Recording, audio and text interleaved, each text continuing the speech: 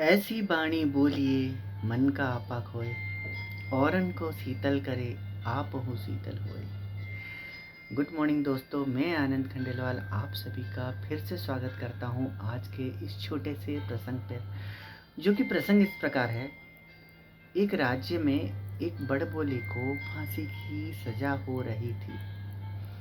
तो जैसे ही उसको फांसी के तख्ते पर लटकाया गया तो रस्सी टूट गई। रस्सी टूटने की वजह से वो बच गया। तो जैसे ही वो बचा, अपने सर से काला टोपा निकाला और जोर जोर से हंसने लगा, जोर जोर से खुश होने लगा। खुश होने की वजह ये थी कि उस राज्य की एक प्रथा थी, अगर कोई भी इससे फांसी की सज़ा से किसी भी टाइप से बच जाता है तो उसकी सज़ा माफ़ हो जाती है। उससे ये माना जाता है कि भगवान ने उसे बचा लिया है तो उसकी सज़ा माफ़ कर दी जाती है। तो चूंकि वो बच चुका था और वो बड़बोला था, तो वो बोलने लगा, देखो इस राज्य के राजा को, जिसका शासन को देखो, जिस शासन में एक रस्सी भी ढंग से बनाई नहीं जा सकती, जिस राज्य की बनाई हुई रस्सी इतनी कमज़ोर है, तो उस राजा की साख कितनी कमज़ोर होगी। खैर वो बच गया था। सैनिकों ने राजा के पास समाचार लेके गए कि वो बच गया है, उसके जो माफ़ीनामा पे हस्ताक्षर कर दिया जाए। तो राजा हस्ताक्षर करने बैठा तो उसने पूछा कि जब वो बच गया था तो उसने कुछ बोला। तो सैनिकों ने बोले हाँ, उसने बोला कि इस राज्य को देखो, इस राज्य के शासक को देखो कि जिस राज्य में एक रस्सी तक बनानी नहीं आती, वो राजा कैसे शासन करता होगा। राजा बोला, आप रस्सी दोबारा बनाइए और उसे दोबारा लटकाइए, और इस बार रस्सी मजबूत होनी चाहिए।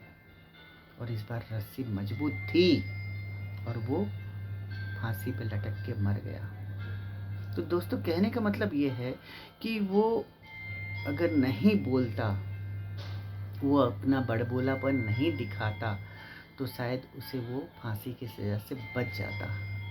मगर ऐसा हमारे साथ भी कई बार होता है। हमारे पास जहाँ ज़रूरत नहीं होती, हम वहाँ पे कई बार बोल पड़ते हैं।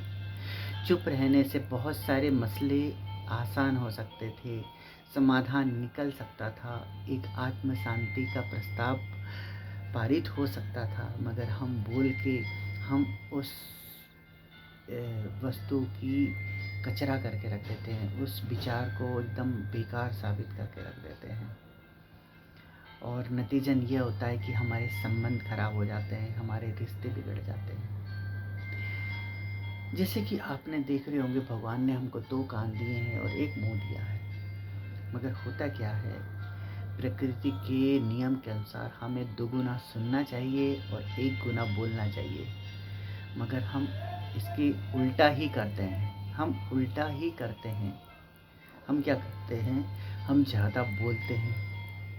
हम सोचते हैं कि हम ज़्यादा बोलेंगे तो हम अपना तर्क सही साबित कर पाएंगे, मगर ऐसा नहीं है। जितना हम कम बोलेंगे उतना हम बुद्धिमान नज़र आएंगे। ज़्यादा बोलने वाला मूर्ख नज़र आता है। उसे एक पल के लिए ऐसा लगता तो है कि नहीं, मैं बहुत अच्छा बोल रहा हूँ, बहुत अच्छा कर रहा हूँ, मैं ही सब कुछ हूँ, मैं ही बुद्धिमान हूँ। मगर असल में बुद्धिमान वो नहीं होता जो ज़्यादा बोलता है। बुद्धिमान तो वो होता है जो कम बोलता है और ज़्यादा सुनता है। तो जैसे कि कहा गया है कि सोच समझ कर बोलिए, सोच समझ के बोलिए, शब्द के ना हाथ ना पाँव हैं, एक शब्द मरहम करे और एक शब्द करे घाव है।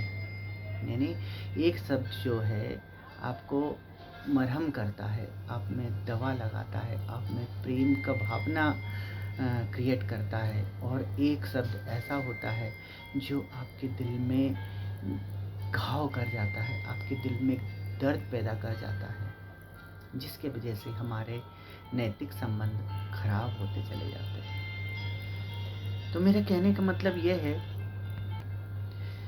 जब हम ज़्यादा बोलने लग जाते हैं, जब हम ज़्यादा बोलने लग जाते हैं तो अपने लय लय में बोलने के सुर सुर में हम कुछ बड़बोलापन कर जाते हैं, कुछ झूठ बोलते चले जाते हैं और उस झूठ को छुपाने के लिए हम एक और झूठ बोलते हैं, फिर उस एक झूठ को छुपाने के लिए एक और झूठ बोलते हैं। ऐसे परत पे परत, परत पे परत बनती चली जाती है और जब झूठ की परत बनती है तो झूठ का एक पहाड़ खड़ा हो जाता है, जो आगे जाके हमारा एक मुसीबत का कारण भी बनता है। तो दोस्तों, आपकी क्या राय है? आप ये इस बात पे यकीन करते हैं नहीं करते हैं कि हम जब ज़्यादा बोलते हैं तो हम कई बार गलत बोल जाते हैं, जो हमारे लिए दुखदाई होता है। अगर प्रसंग पसंद आया होगा तो एक लाइक ज़रूर कीजिएगा। शेयर और सब्सक्राइब करने की भी आपसे मुझे उम्मीद रहती है। और अंत में वही कहना चाहूँगा, अगर आप वही कर रहे हैं जो सब कर रहे हैं तो आपको वो मिलता है जो सबको मिल रहा है। पर आप जब वो करते हैं जो कोई नहीं कर रहा है तो आपको वो मिलता है जो किसी को नहीं मिला है। बहुत बहुत धन्यवाद, बहुत बहुत आभार। वंदे मातरम।